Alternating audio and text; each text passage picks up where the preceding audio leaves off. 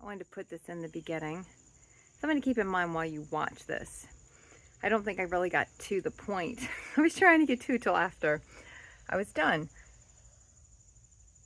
We expect more from people who mean more to us. Keep that in mind. And you can also take the other iteration of that, which is we will accept less from people because we feel we need them more than other people. So we put up with a lot more to keep them. So keep that in mind, and hopefully that'll add a little more commentary to the next video. Bye. Hi everybody, it's Annette from The Art of Intuition. And today we are going to talk about categorizing and why we categorize certain situations, why we categorize certain people when we're in our human existence, because that is only a trope that our human will do. And it does that for different reasons. It does that to separate out who's who, to separate out, friends from romantic relationships, from work acquaintances, from general acquaintances, to people if we even go to a different social, network, people in your church, people in this group, people in the book club. We will separate out everyone in our lives. And when you're in your human consciousness, you like to segregate things out. We all did it because it gives us a reason to keep everything siloed. It gives us a reason to keep everything compartmentalized. It gives us a reason to treat people differently, right? Because one thing we realize when we go through our ascension process is everyone's the same, right? No one is more special than anybody else. No one is more worthy of our full attention, full compassion, full love than anyone else, right? But in our human consciousness, we don't feel that way. We don't like the idea of being that open with everybody. We don't like the idea of being that vulnerable with everyone. We don't like the idea of everyone kind of being the same, because in our human consciousness, we want everyone to be different, because if everyone's different, then we can show different aspects of ourselves to everybody else, right? We don't have to always be the same. You'll always, when we're in our human consciousness, I know one thing I would always say like, well, that's me at work and that's me at home, and they're totally different, right? Like, we would have different personalities. We'd act one way at work, we'd act one way at home, we'd act one way if you were in a religious organization, you'd act a different way there, you'd act a different way around, certain people. Because it gave us the illusion that different people mattered more, and it fed into one of the biggest myths in relationships, which is relationships are here to make us happy, which is the biggest myth we're ever told to believe. It's embedded into our matrix, and it gets really weaved in there that relationships are here to make us happy, or I'll go a step farther, they're either here to make us happy or they're here to make us miserable. There's no in between. You're either going to have a positive relationship with someone, or you're going to have what you would deem as a negative relationship with someone. And we're going to use the polarizing words today just for the point. There was no in between with us. We never saw the gray. We never saw the reason why. Whereas the more you go through your ascension, the more you go through your exploration of embodying in your higher aspects, you start to realize that your ascension process is about bringing everything back in. It's about seeing that none of it was personal. Even if we took it personal, and to us all of it was personal, in that moment none of it was personal. But when we're in our ascension consciousness, we don't see it like that. When we're in our ascended consciousness, we will see all the gray. When we're in our human consciousness, we don't see it the same way. We see it, we try to silo everybody into, that was a positive relationship, that was a negative relationship, not understanding that no one's here to make us happy, no one's here to make us miserable. Even the best relationships we had, and for most of us, it would probably be hard to define when you get to a certain part of your ascension to really define your best relationships. If you really look back on everyone you were in a relationship with, who would you sit there and say, well, that was only positive, nothing negative happened in that one. And like I said, I don't like positive and negative, but I want to use it for this conversation, just for us to kind of bring it back full circle to the way our human would interpret it, right? No one's all good, no one was all bad. But we saw it that way. We played it that way. We didn't understand at the time that everyone was acting the way they were supposed to act. The people who were not the nicest to us were supposed to push us on to the next thing. They were supposed to get us to stand up for ourselves. Supposed to get us to believe more in ourselves so we could go on to something else. They were get us to leave a place where we were staying too long. They were going to get us to see that we were not being respected. They were going to show us all these different things. It's the same contract in a sense, When we get into soul contracts, and we get into them when you start getting into awakening and ascension, because it's an interesting topic. Oh, we have contracts with everybody, and we can kind of get lost in that for a while.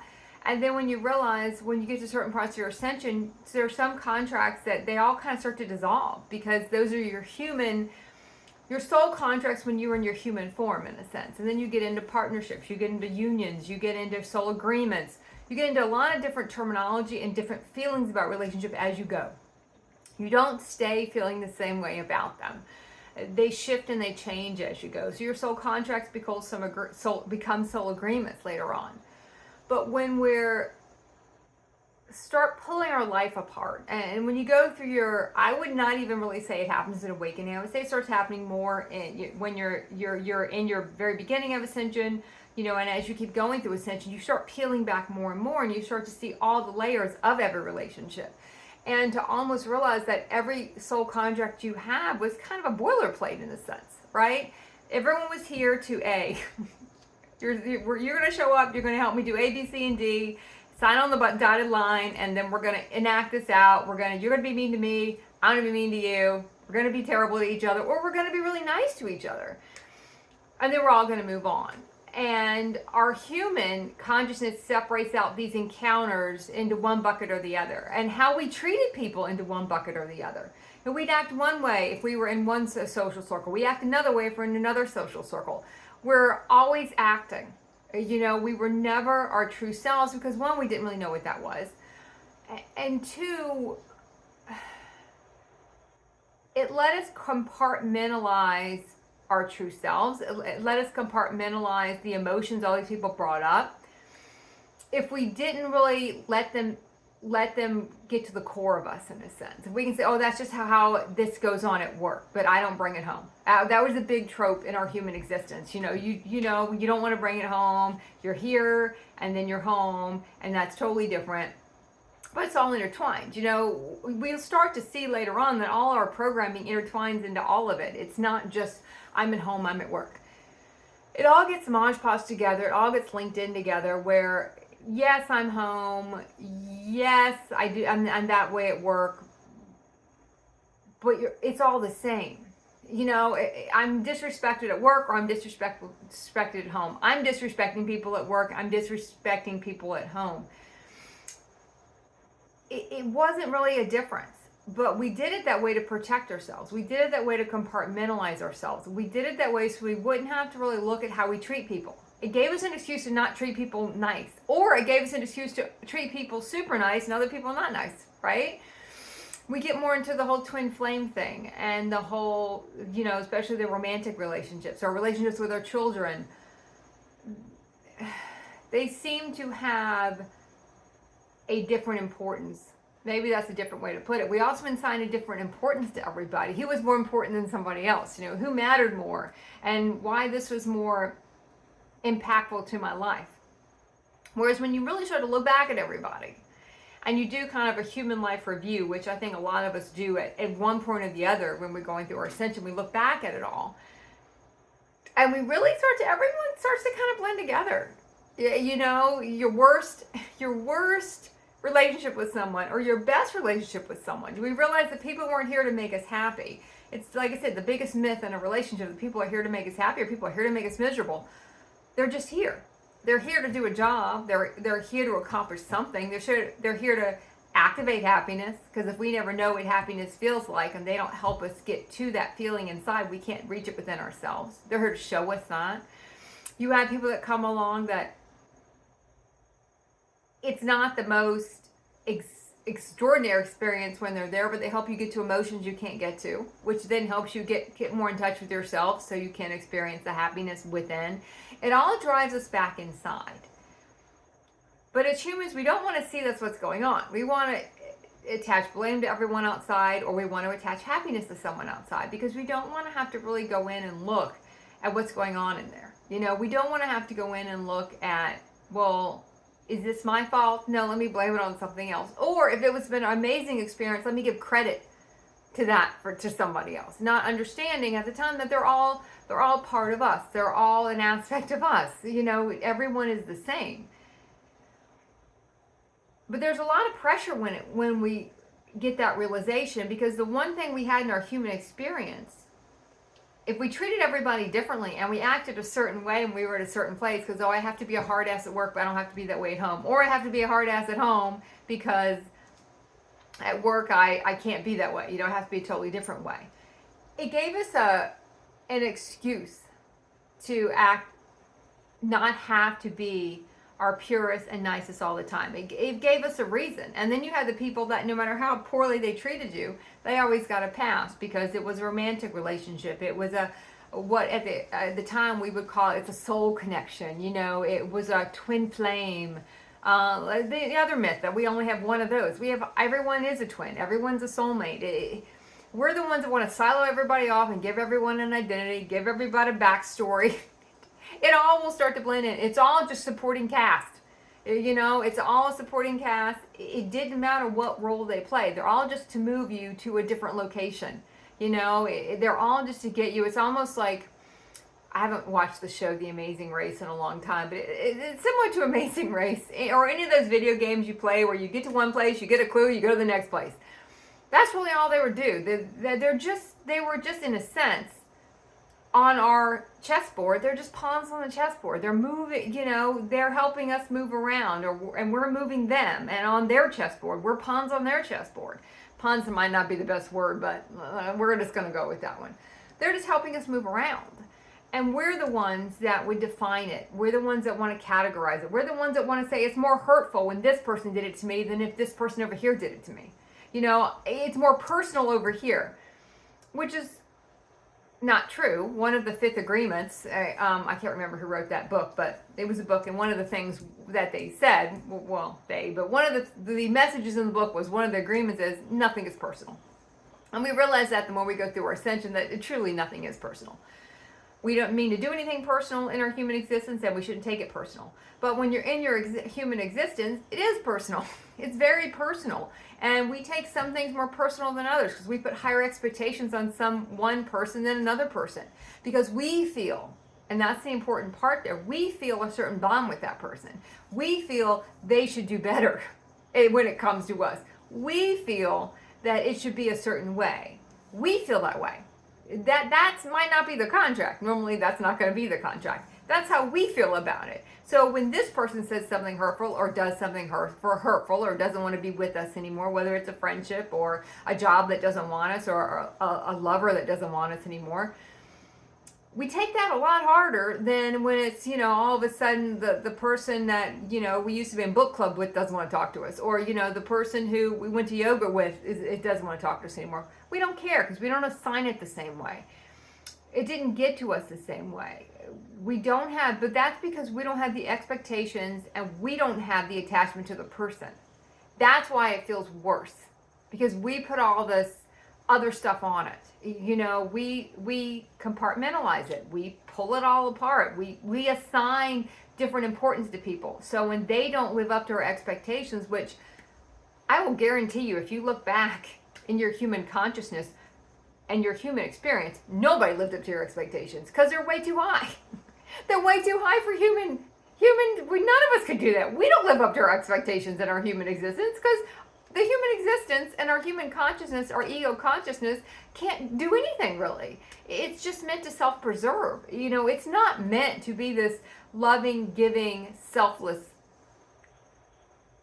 aspect of us.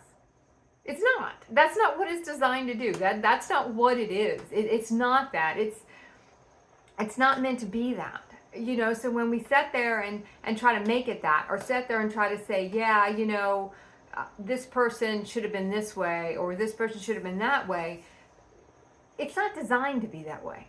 Our human consciousness is not designed to be that way. So yeah, do we all have soul contracts? Yes. Is there a deeper subconscious reasoning everyone's doing everything? Of course.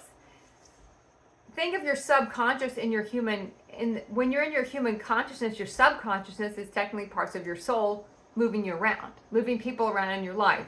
You're getting moved around in other people's lives. Like I said, you're a pawn on their chessboard, they're a pawn in a sense on your chessboard. But don't assign it more than that. Because when we start assigning more than that, that's where our human gets more and more down the rabbit hole of who did what to who was more responsible for this thing happening than the other, who was more impactful than somebody else. And when you look back on it, you're going to, and one day you will, I promise you, different parts of Ascension, you will look back on a lot of these things and start to understand why they played out that way. You don't see it all in the beginning because you only see facets of it. There's too much stuff in the way for you to see the whole thing.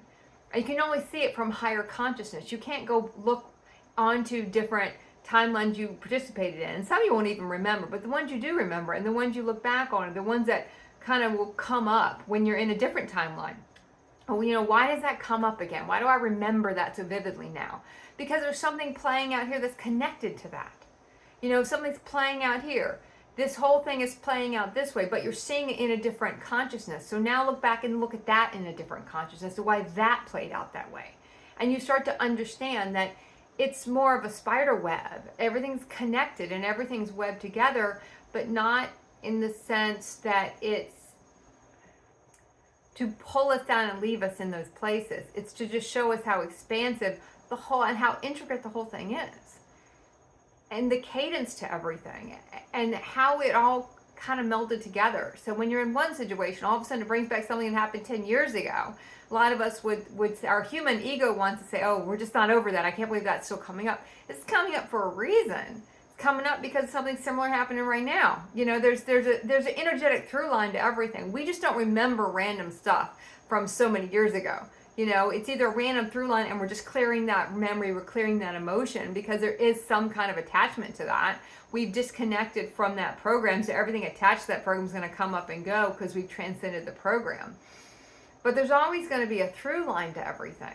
Everything is, connected. I know I've said that like 3 times, but it's all intricately woven together. But we will give one section of the tapestry, more importance than another one, because that would impact me more. Did it really impact us more, or were we just more wrapped up in it? So when the shit went south, which all of our human realities eventually go south, because they're built to go south, they're built to fail. When it went south, we were all wrapped up in it. We had an identity around it. We had a whole life around it. So when all this stuff goes south, it was a bigger impact. No, I was just more wrapped up in that. Where if the same thing had happened with this person, it wouldn't have mattered. It's not so much the act itself. You can have a lot of people in your life doing the same thing to you. We're going to use to you, or what we're going to see as to us. That might be a better way to put it. You're going to see a lot of people doing that to us.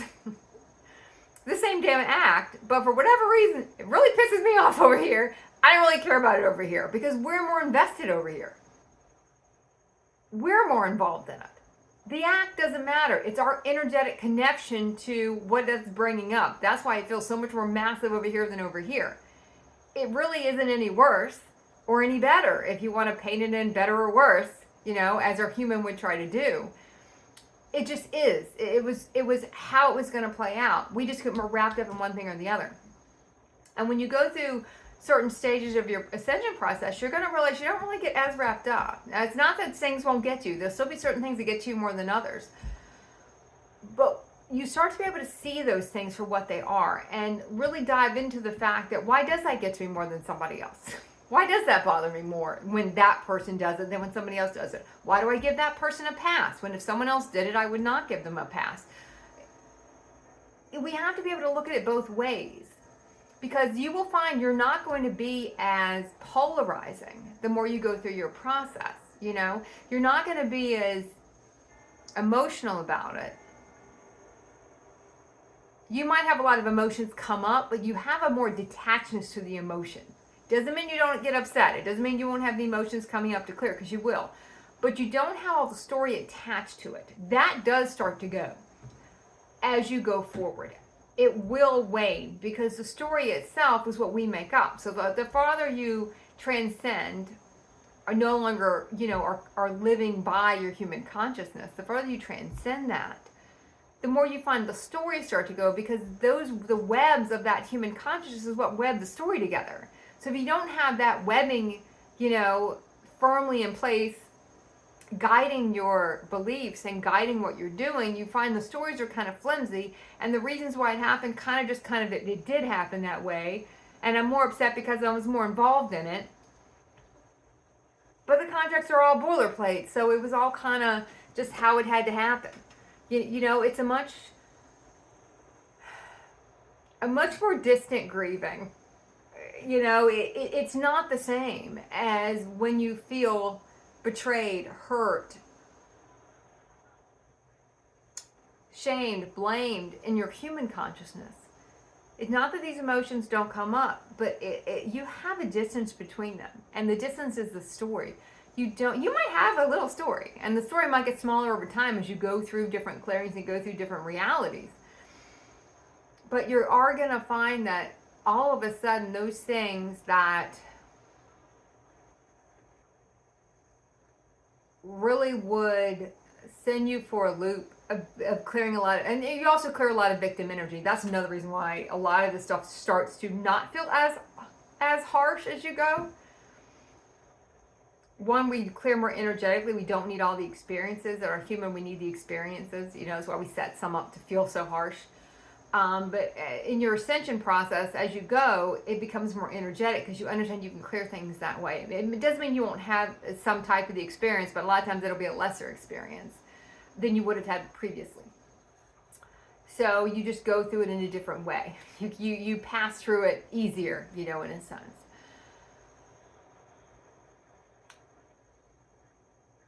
So if there is something or someone that you do feel more of the emotional charge for, as to how it ended, how it started, if it's still going on. And like I said, relationships remain the hardest part of everything. Our human existence, they're the most difficult part for us to get through. In our ascension, they don't get much easier, in a sense, because then you're just now looking for people that are in a similar consciousness than you. You have a different criteria, but they're still there. They're there in a different capacity, in a different form. They're not there to fill a hole anymore. They're there for support, for you to support others. We stop treating people as they're all different. Everyone is treated the same. But it takes a while for us to get there, because we have to get rid of all the stories as to why everyone was different and why we had to act different around everybody, because of the acceptance of one group over the other. All right, that got a little muddied in the middle and the beginning, but I think we got there in the end. So we'll leave it at that. Keep practicing the art of intuition.